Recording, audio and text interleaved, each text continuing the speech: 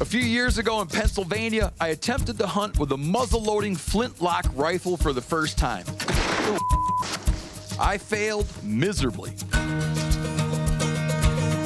Now, I'm back at it, this time during Montana's recently established heritage season. You can see deer all damn day long. It's just 50-yard deer, hard to come by right now. But after 3 months of being chased by bow hunters and rifle hunters, the sucker never gave us a chance.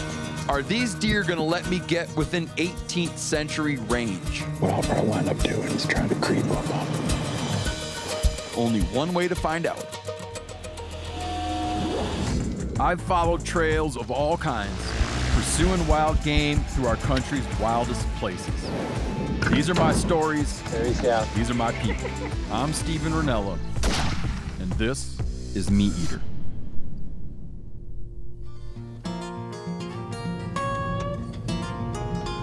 I remember when I grew up in Michigan, when I was like maybe around junior high or high school, they created a muzzleloader season. Most states didn't have general muzzleloader seasons, and they started adding them in. Montana created a muzzleloader season much later, in the early 2020s or right around that mark. The way muzzleloader seasons typically work is they come after archery season, they come after general firearm season. They add it where there's nothing else going on. By the time the muzzleloader seasons come, the rut's been over for a couple weeks. No animals are out playing grab ass, it's just quiet. They're just in feeding mode, kind of rebuilding mode, and there's not like a lot of stress on them from weather. So they're able to be out a normal amount, eat a normal amount, and stay comfortable, so you're not seeing like that real push to get nutrition just to stay warm. All that's a long-winded way of saying it's kind of dead-ish. The deer can afford to lay low during the daytime. So it definitely does. I'm not getting the vibe right now that it's like great hunting conditions. But deer, they're going to eat every day. They're going to be on their feet. The best time to catch them is still going to be evening, morning. But then if you see something a mile away with that muzzleloader, you got to go from being a mile away to being 75 yards away. So like seeing it doesn't mean much. The other thing that's a little bit challenging here is the cover is very high. It's like giant sage, 6, 7, 8 feet tall, and deer just vanish into that stuff.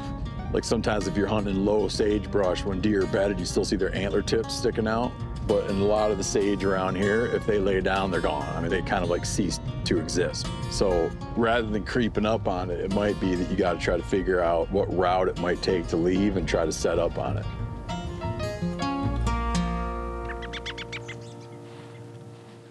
A lot of deer scattered, tons of does. I'm on a friend's ranch, and there's deer popping here and there. I'm seeing white-tailed does, mule deer does. My deer tag is what's called either sex, either species, mule deer, whitetail, bucker doe. The smart guy probably just set up, do an ambush, like meaning pick a good spot, a good pinch point, and let deer come to you. That'd be smart. What I'll probably wind up doing is trying to creep up on them. Like I'll do it the kind of dumb way. A few weeks ago, if I was hunting with my rifle, it'd be like a chef's choice, you know. I could probably get pretty much any deer I'm looking at down here within a few minutes. But with this flintlock, it's a whole different game. And I gotta get something that's in my binos into 40 yards. Well, that's not true. 75 yards. We'll see. Close. We'll see how I feel, but way inside of 100. Not just that, but the flintlock, which I have to keep reminding myself, means that when you pull the trigger, you gotta have somewhat low expectations that it's gonna go off. This is called a flintlock. It's a type of muzzleloader. All flintlocks are muzzleloaders, not all muzzleloaders are flintlocks. When you hear the word muzzleloader, what they're getting at is that you obviously load it from this end, right? When I say flintlock, what this means here is you see this clamp. It's holding just a piece of flint, like a stone. And when you strike flint against steel, the flint scrapes away a chunk of the steel, and it creates sparks That spark ignites a little charge of fine gunpowder that sits in this little trough right here. That little charge of powder jumps to a thing called the touch hole, and then there's a main charge of powder in here. You might be noticing there's these 2 triggers here. If you just shot normal triggers your whole life, these are such a pain in the ass to get used to.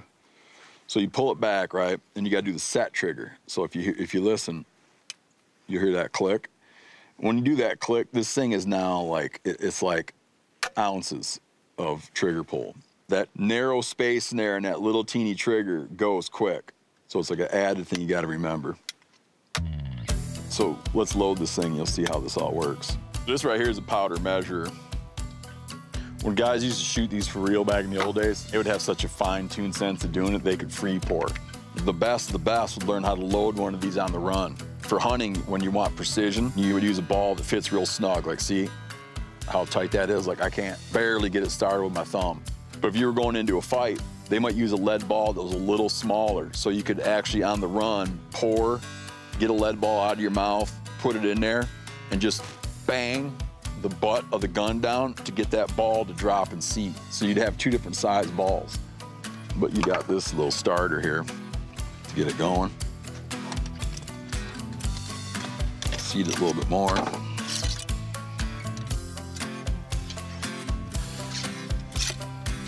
Now, my dear friend Seth Morris, who grew up in a flintlock hunting state, taught me this. See that little bounce? That means it's seated. Once it's seated and maxed out on the bottom, you get that satisfying little bounce and you know you're good. So the final step, the equivalent of chambering around is to fill the pan. If you ever hear the expression, the flash in the pan, you know, it's like something that was promised to be bigger than it turned out to be.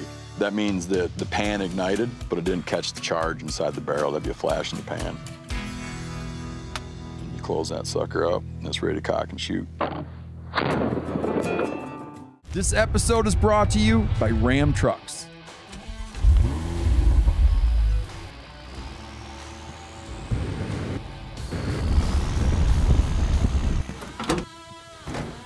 Nothing stops Ram.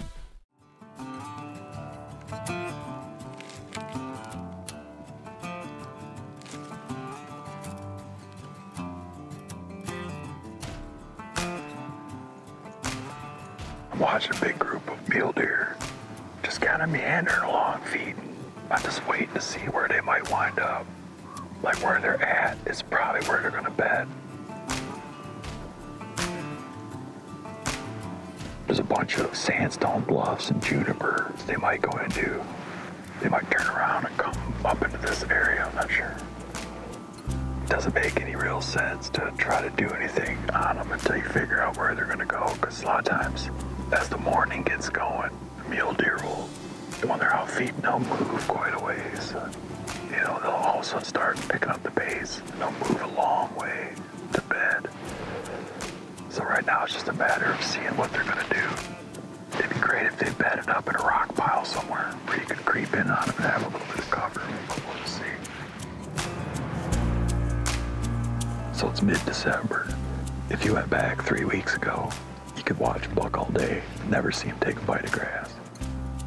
Before the rut, second, third week of October, you'll get like a layer of fat on their rump, and they're just in beautiful condition. And then into the November 20s, they're just skin and bones, man. They get so run down during the rut, and then now they're just eating. I've been watching these deer for over an hour now. My feeling is that they're not gonna go too far now. They're gonna bed around where they're at and just feed because they're not really traveling. They're kind of clustered up and feeding. So I'm gonna get in the truck and drive around and pop up on the other side and see if I can't find where they're at.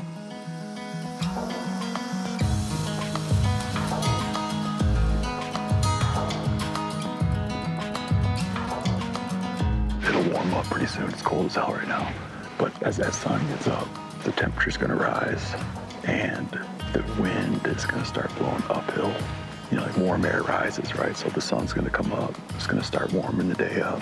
The air is gonna start going up. At that point, you can be above them and out of the wind. Right now, I feel like the air is still kind of going downhill. And in terms of like regular wind, there's not much regular wind right now. It's just thermal drift.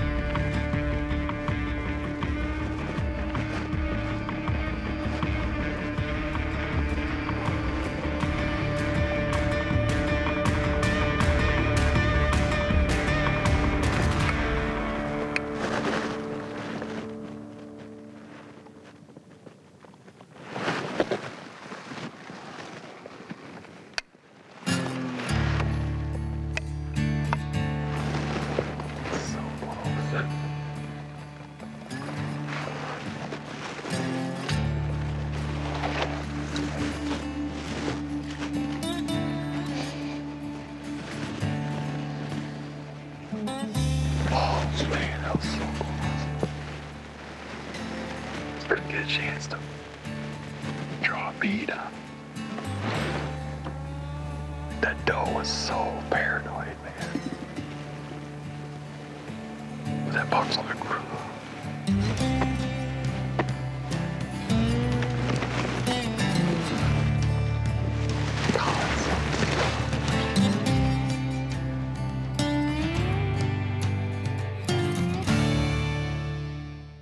This show is brought to you by Can-Am.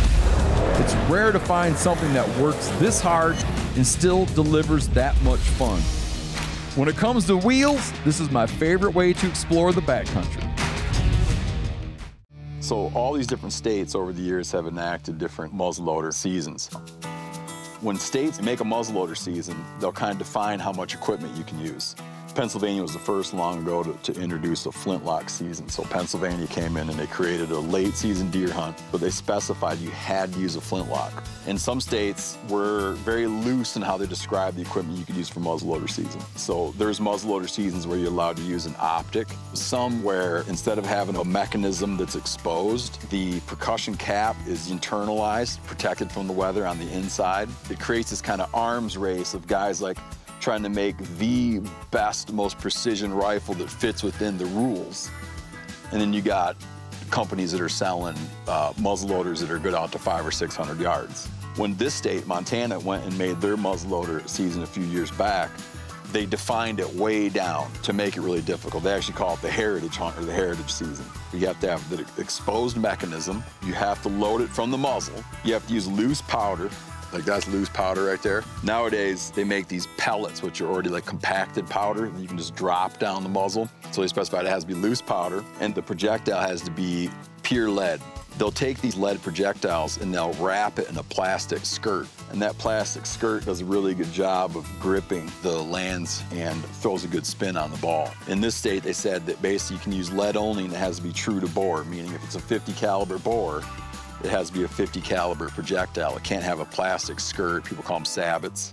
No optic. There's some states where you can hunt the muzzleloader season with a scope, which to me, whatever. If I lived there, that's what I would do, but that feels kind of goofy and sort of like against the spirit of the muzzleloader season. You don't need a flintlock. You can use a percussion cap where you have the hammer here and there's a little nipple and you put this percussion cap. You know, on 4th of July, you buy those little snap pop things that your kids run around throwing everywhere. And that little snap pop deal is just this little brass cap. And when it hits it, it creates that same type of spark.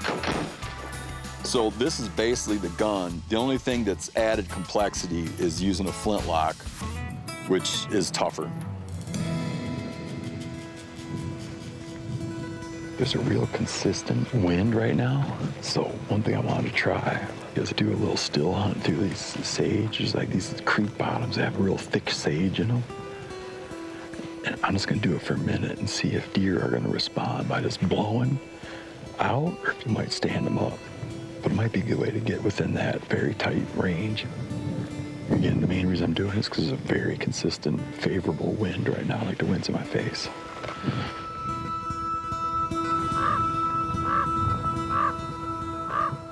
There's this concept called the Blitzkrieg hypothesis, and it was this idea that the first humans that made it into the New World were able to wipe out mammoths hunting with atlatls and spears. And you'd be like, well, how the hell did they do that? Why would mammoths let them walk up and kill them with an atlatl or a spear? They had never encountered that kind of predator before. So there's a theory that the first humans that arrived here in the New World were able to go up to a mammoth, the mammoth's like, I don't know what that is, and they could get so close, they could just kill it with a spear.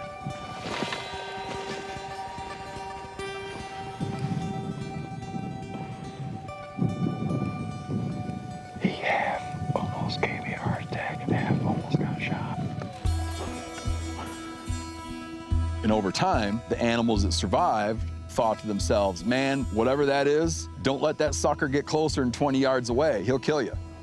I like this a lot. This is a lot of fun. And it seems like a great way to get flintlock distance, but it's kind of a little bit cross. And I don't want to just start blowing my smell. And then comes the bow, and that safety zone grows. And then comes the flintlock, and that safety zone grows. And then comes modern centerfire cartridges, and the safety zone grows. So now you could be driving past some antelope in the West, and if you slow your car down at 300 yards, they're gone. In 1840, they weren't at 300 yards because they were untouchable. I got a bedded mule deer downwind, 300 yards in this thick sagebrush. It'd be like the dumbest thing in the world to try to sneak up on it, but I want to just check and see if there's a way through there.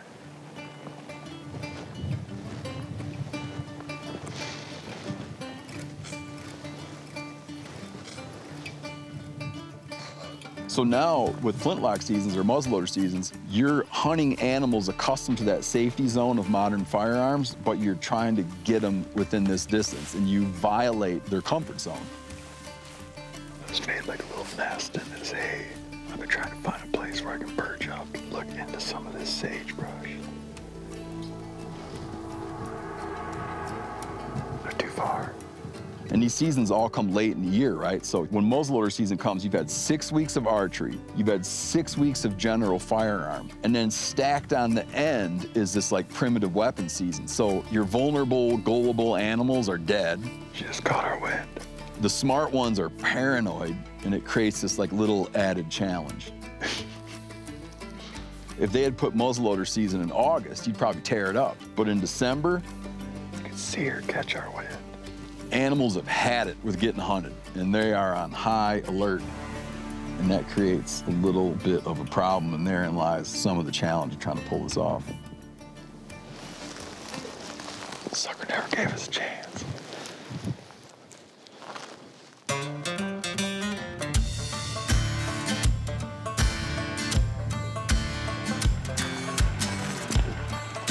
So it's a little afternoon now, I think. The wind was howling all night very consistently.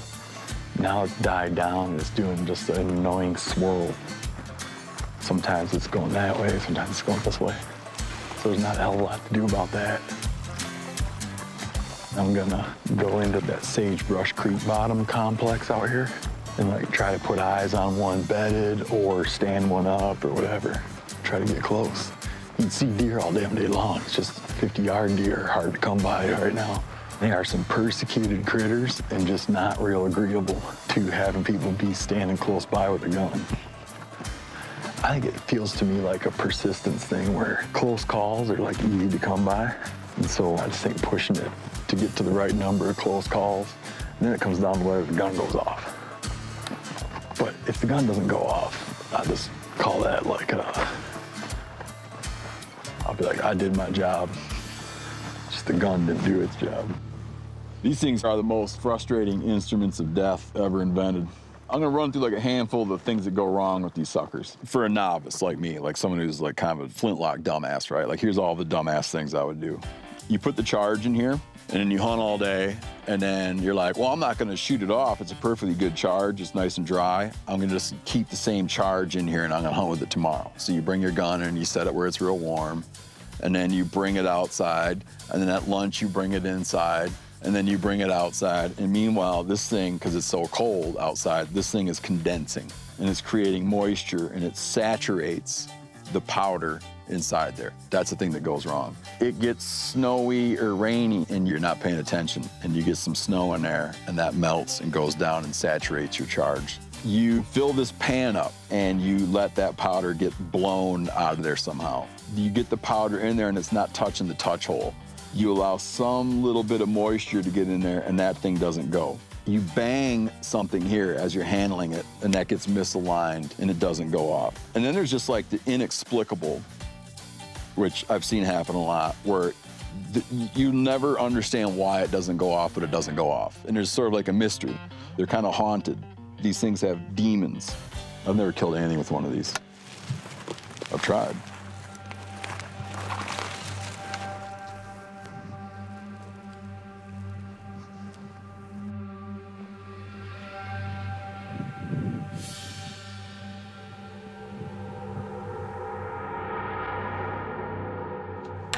Oh, hit that set trigger.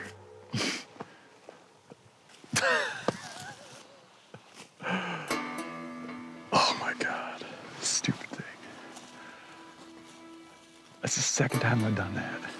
That screwed me in Pennsylvania. The other time I hunted with this dumb thing is I screwed up that set trigger. I will never get used to that thing. Unbelievable.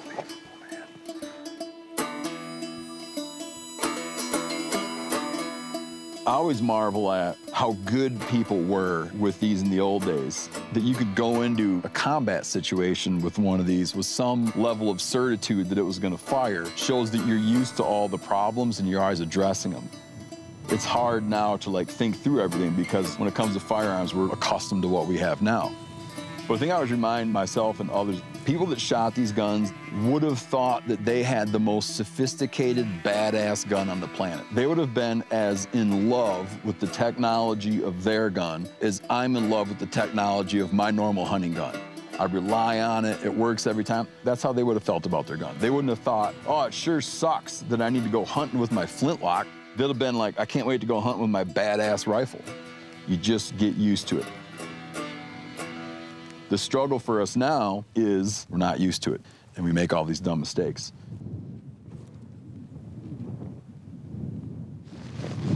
It's no good. Not even the old look back, man. This is my last morning. I'm gonna guess that was the last deer I'm gonna see on my last morning. And since I saved my deer tag for muzzleloader, now I'm done hunting muzzleloader. That's a deer that ain't getting shot this year. Oh, it's frustrating. All I'm thinking about is all the stuff I should have done different. This thing that happens is like something like this, but then what starts eating you up is how you do it different next time.